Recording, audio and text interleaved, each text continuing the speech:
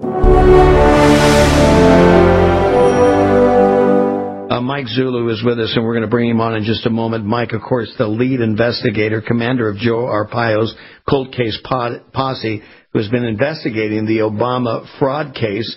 The thing, Carl, and Carl Gallups remains with us. Carl, who is a best-selling author, pastor of a church in West Florida, and a great church and great fellowship there. Carl, I love your people. They're in touch. They send me emails from time to time.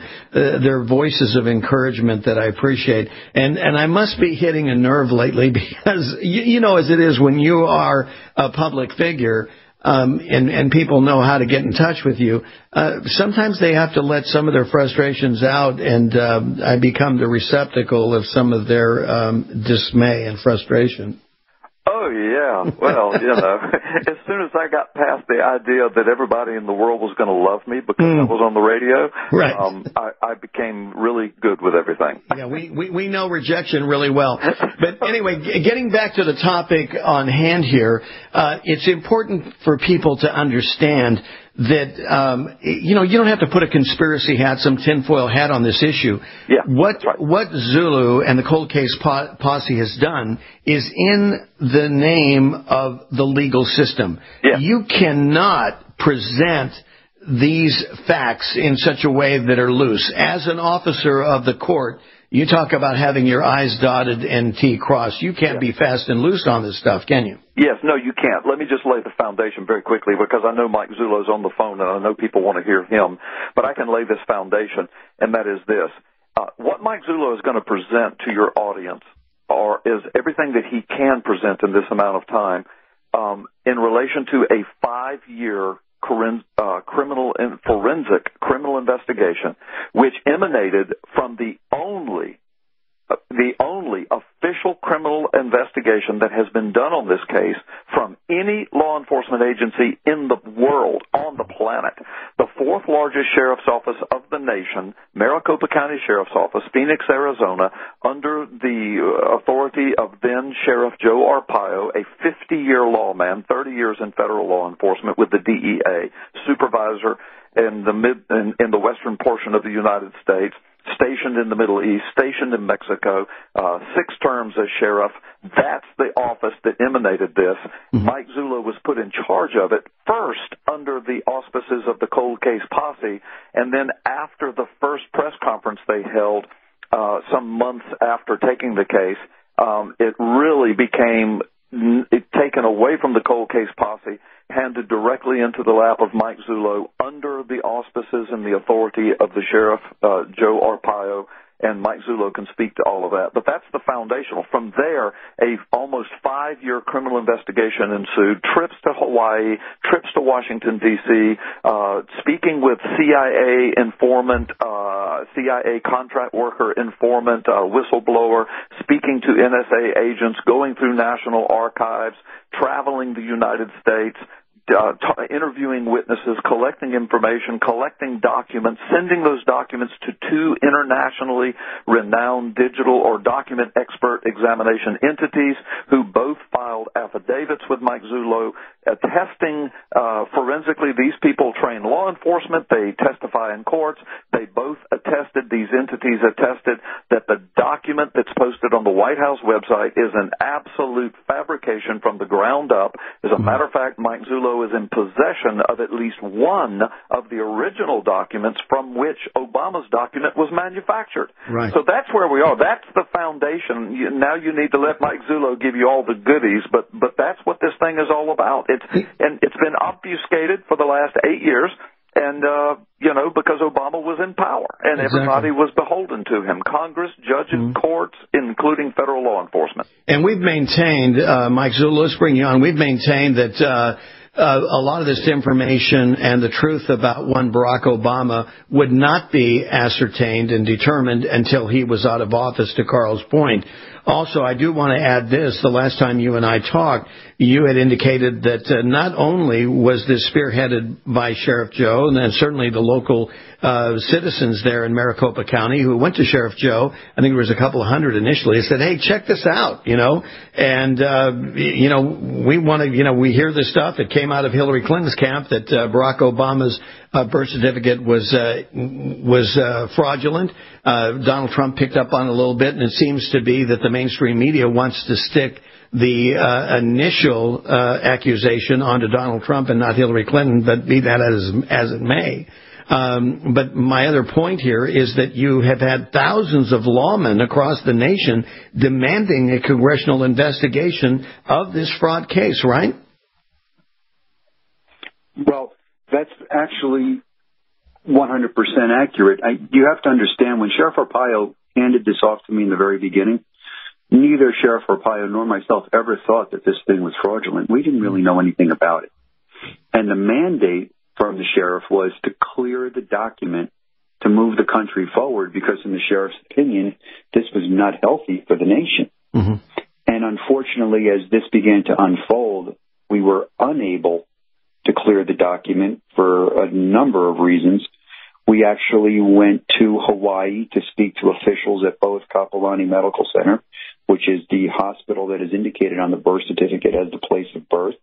And we went to the Department of Health of Hawaii to see if they would verify, quote, the PDF file as an authenticated document. Neither entity would cooperate with us. Neither entity would take claim number one. Kapolani did not tell us that he was in fact born there. They refused to make that admission. And the Department of Health in Hawaii refused to authenticate the PDF file. So that caused us real dilemma, because at that juncture, the very two entities that could clear this matter up and clear that document now became suspect themselves. Exactly. Well, why? Yeah, I mean, they didn't want any culpability, so they say, hey, look, it's not our problem? Well, actually, what you have to realize is, if you're sitting out there and you know for a fact that he was not born in Kapolani Medical Center, and let me explain to your audience why we believe that's true, and this had not been revealed by me until recently. We had two separate sources, two different places in time over a 5-year investigation, come to us, former employees of Kapolani Medical Center, high-positioned employees, tell us, completely separate, don't even know each other, that document was not ever in possession and or created by Kapolani Medical Center, and Kapolani Medical Center had no record of him being born in that hospital. It simply did not exist.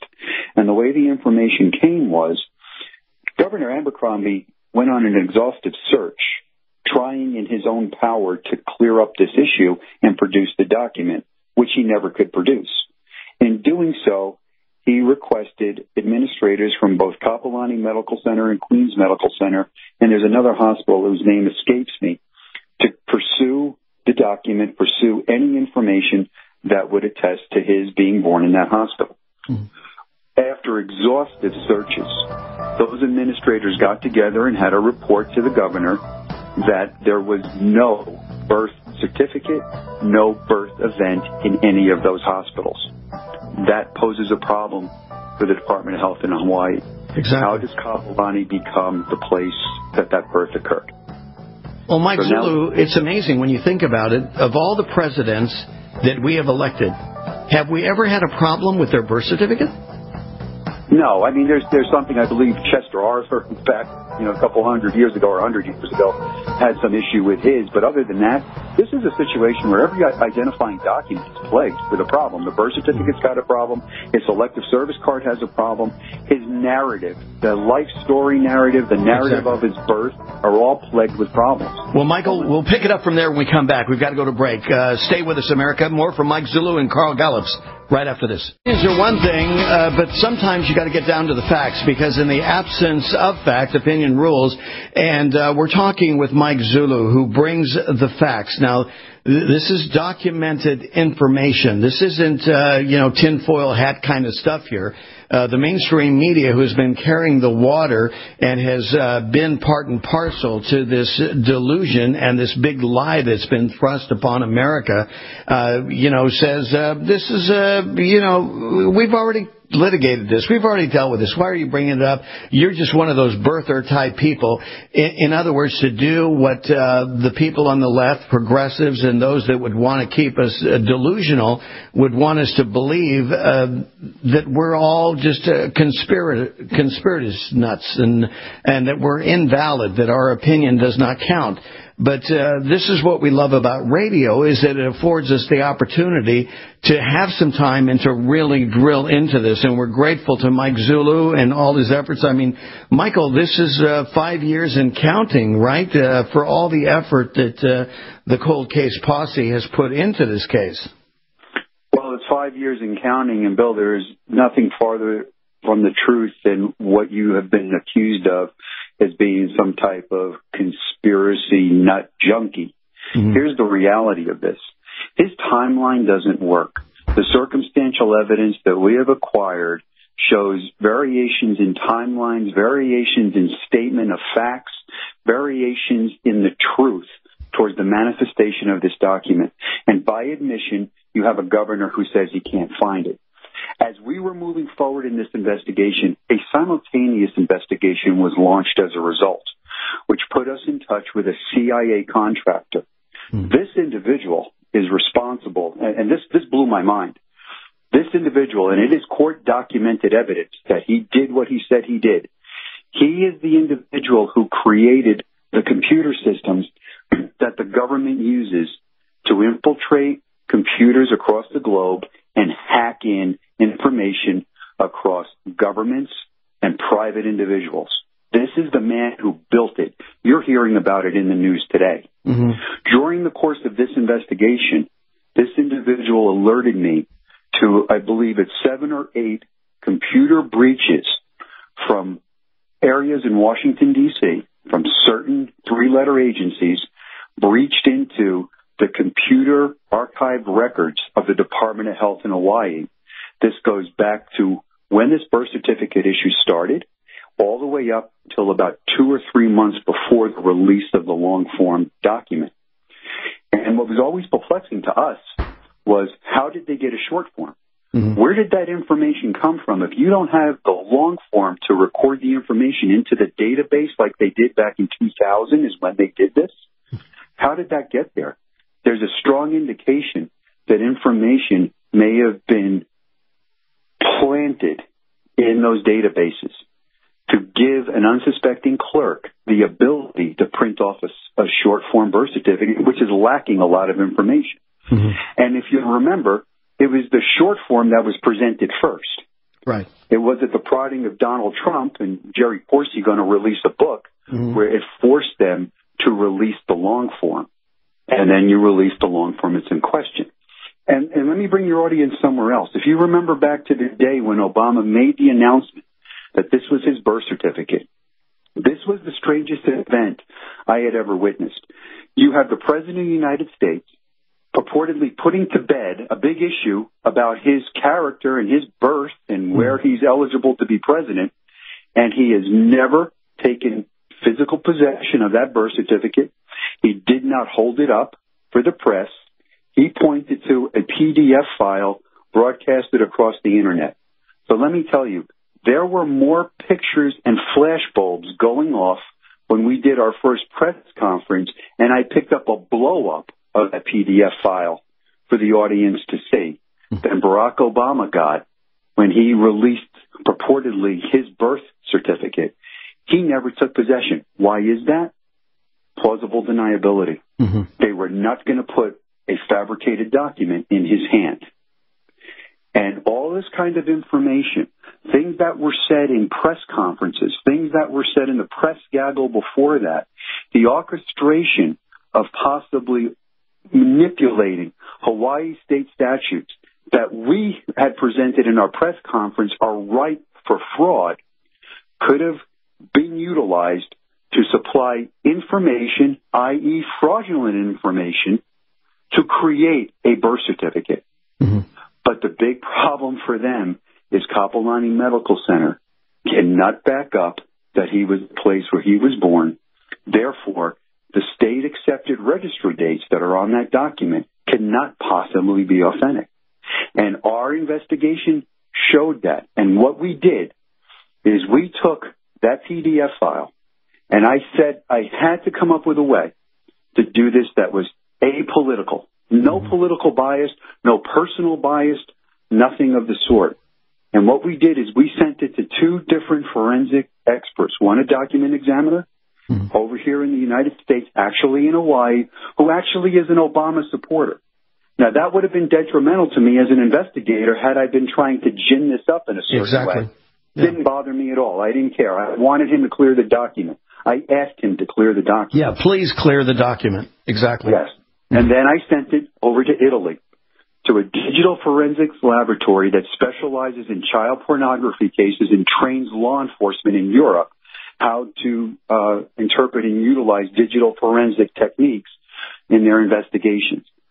Neither of them knew the other was doing the same kind of work. They are from two completely different disciplines, and both of them concurred that the document is inauthentic, unreliable. As far as the digital forensics were concerned, their report to me, which is in writing, states that it is 1,000 times more probable it is fraudulent, and the document examiner has called it an outright fraud. Mm-hmm. So I don't know what else you need. Yeah, Michael, let's go back for just a moment on plausible deniability. Carl had introduced that to us in the first segment, and he did it very well. But the thing that most Americans, Main Street Americans, would have is say, look, he pointed to this. He, in a sense, validated it, though he didn't hold it up exactly in his hands. How does he claim some sort of plausible deniability when it's been referenced and time and again ever since then, and even teases Donald Trump, almost taunts Donald Trump over it, along with some other Democratic operatives? Because the simple excuse would be, hey, I sent my personal attorney to pick it up. They gave it to my staff. I never really saw it. The only thing I ever saw was what the PDF file was, and I've been told that this is my birth certificate. I don't know anything. That's plausible deniability. Wow. He doesn't take possession of the document. He doesn't really attest to the fact that the hard copy document is his. Mm-hmm. So he has a way just to say, I don't know anything about it. And I am telling you, that was orchestrated. That was choreographed. In the press gaggle an hour before when he comes out, a reporter asks him specifically, are you going to give that document to the president to hold up? And they tell him no, and it will not be in the room for him to do so. Why? Yeah. Why? Another reporter asked, and this is telling. Another reporter asked if they're going to be able to see the document. And I don't remember, I think it was Dan Pfeiffer came to the podium and said, we showed you the document. And the reporter says, all you showed us was a photocopy. And then I believe Pfeiffer says, no, we showed you and it stopped. There's nothing said after that. So the reporters in the room never saw that long-form birth certificate. That's why there were no pictures of the document from that presser. And pictures that were released were actually of the PDF file. They were not the long-form birth certificate. Well, ladies and gentlemen, as you love us, we come to you fresh every day, Monday through Friday, 9 to noon Eastern, 6 to 9 Pacific, and we're talking about the thing we're not supposed to talk about, which is, Barack Obama's birth certificate. Is it or is it not? Carl Gallups, I'm going to bring you back on here. What do you make so far of what Mike Zullo has shared with us? Yeah, well, the bottom line is this. We have a 5-year forensically conducted criminal investigation into the criminal fabrication, felonious fabrication of a document that's posted on the White House website as the only document ever seen by anyone attempting to verify the identity of Barack Obama, and now we know it's an absolute fabrication from the ground up, and we possess one of the documents that was used to fabricate it, signed off on by Digital Document International entities. Now, the point is, this whole investigation, people can call it a conspiracy if they want, or a theory, or a tinfoil hat wearing conspiracy. The bottom line is this. This forensic evidence collected by an authentic criminal investigation through the fourth largest sheriff's office in the nation has never been adjudicated or heard by a proper agency such as a congressional investigation or a federal law enforcement investigation or a Department of Justice investigation or a federal court hearing. Never, ever, ever.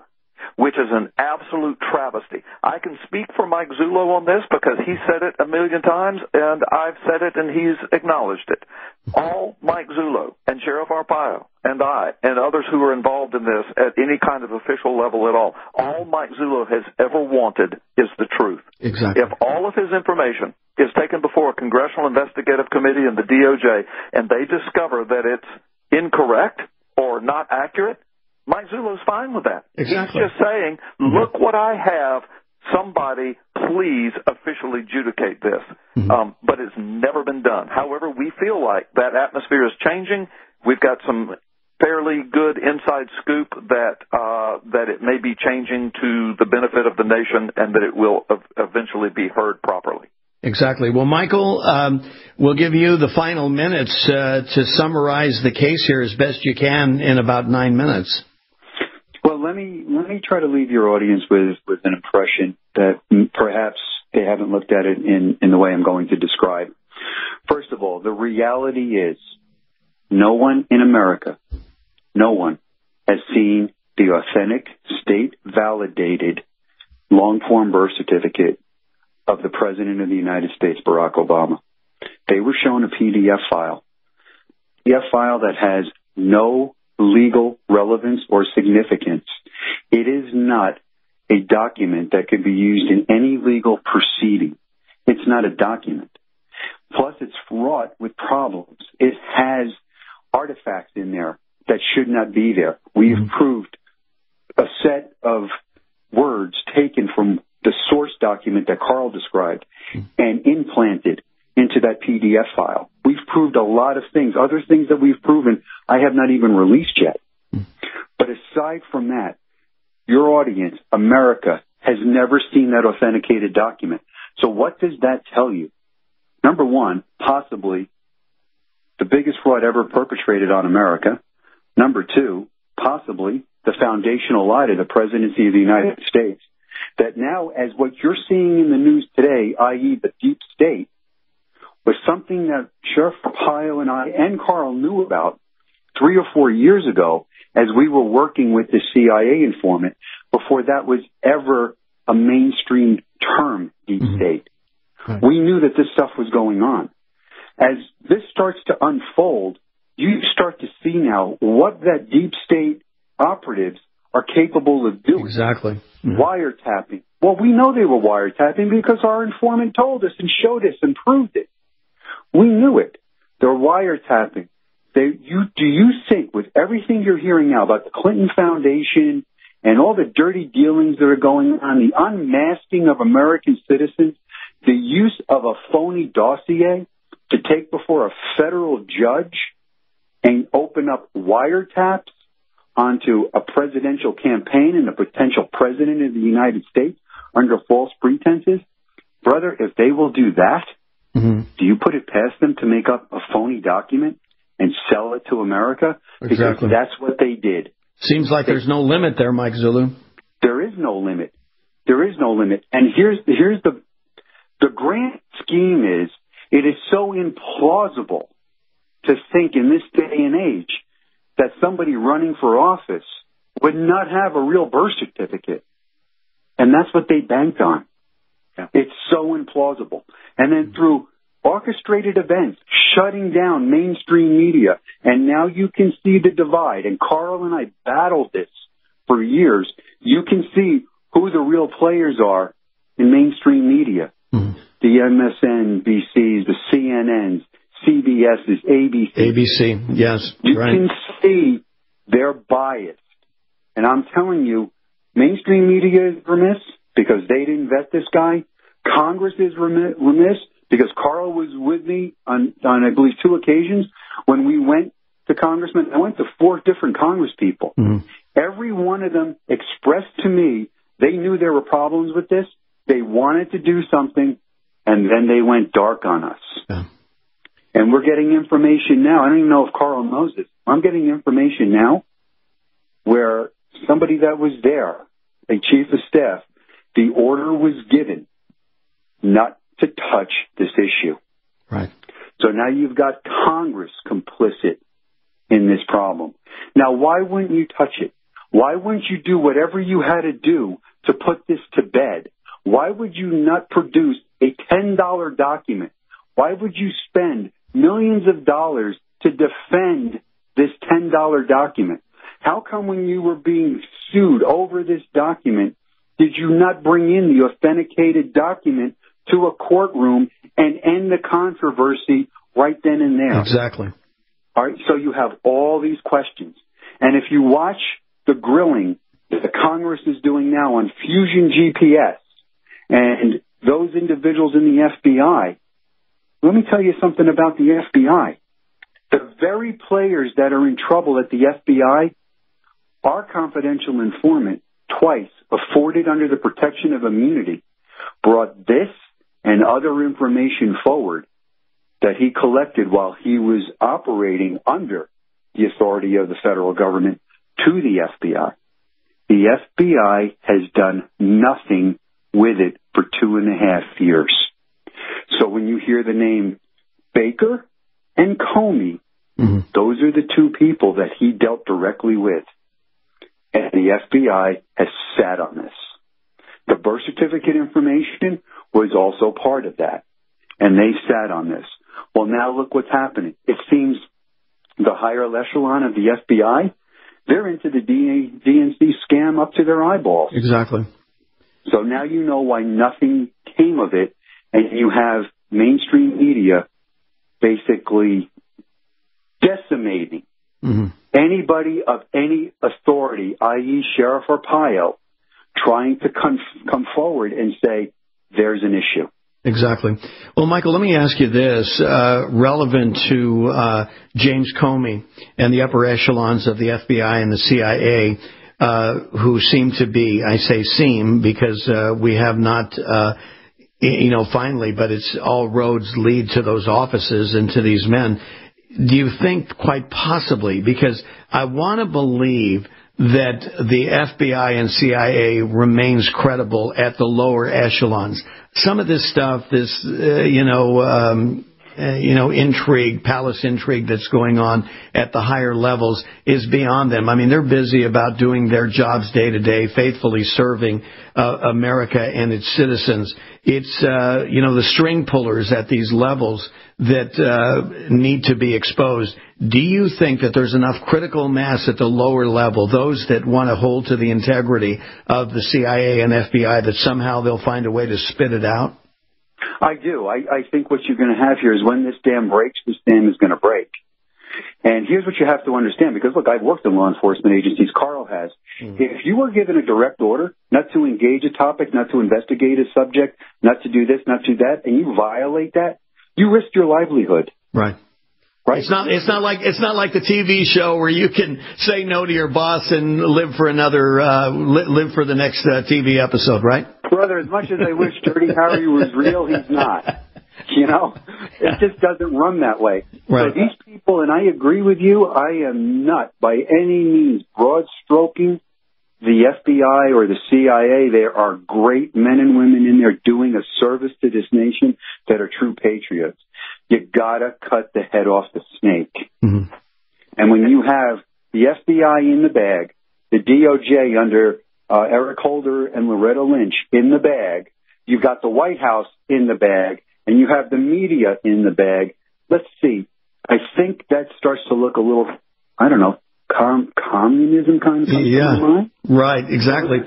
Those are the play. And then here we are, immersed and diluted with this, special counsel that's underway, costing us $7 million and counting so far. Well, I think he's going to get rolled up in some things as well. Mm-hmm. So I would just sit back and watch this show because I think it's going to get real interesting. Well, this could end up being the greatest show on earth, Mike Zullo and Carl Gallups. Appreciate the update and insight. We will continue to remain in touch as this topic. I mean, if we're going to get down and get to this country back on track, we need to evacuate all these lies that are holding us back, frankly. And this is our commitment. Mike Zullo, as always, we thank you for your time. Carl, thank you for being on Bill Martinez Live. Have yourselves a blessed day. Thank you. Install their own tribute, a pagan idol, on the Capitol grounds, right next to the Ten Commandments. Billions around the planet are witnessing a world in the grasp of sadistic spiritual darkness. This unholy alliance has infected our governments, our religious institutions, and our societies. The world appears to be unraveling. But can the evil behind these dark supernatural forces be defeated? Is everything playing out just as the Bible predicted it will in the final days? At last, you can know the answers to mankind's most urgent questions and learn your destiny among today's events in the new, unprecedented work taking the prophecy world by storm. Gods and Thrones, Nakash, Forgotten Prophecy, and the Return of the Elohim by best-selling author, former decorated law enforcement officer, and senior pastor Carl Gallups. This changes everything. Available now wherever fine books are sold.